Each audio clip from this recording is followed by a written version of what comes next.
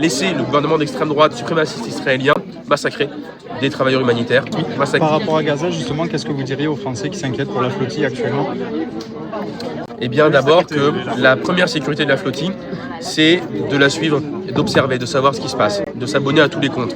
Et à partir de ça, d'interpeller le gouvernement français qui est en dessous de tout, qui est pitoyable à son habitude, mais encore pire, qui est prêt à laisser le gouvernement d'extrême droite suprémaciste israélien massacrer des travailleurs humanitaires, massacrer des activistes politiques pour la paix et massacrer des ressortissantes et ressortissants de plein de différents pays, dont nos camarades de lutte, dont nos amis parlementaires qui sont embarqués sur le bateau.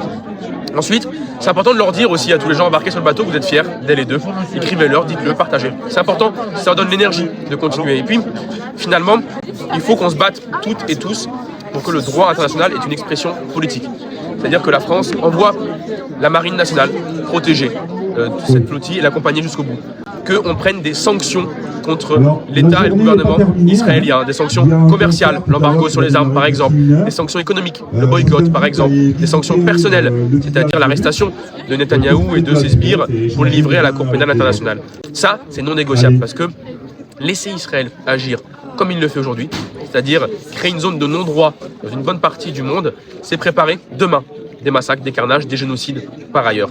Donc ce qui se joue aujourd'hui, c'est le droit de demain. C'est le fait que des gamins puissent grandir dans un monde où ils se disent que des choses sont autorisées, d'autres ne le sont pas.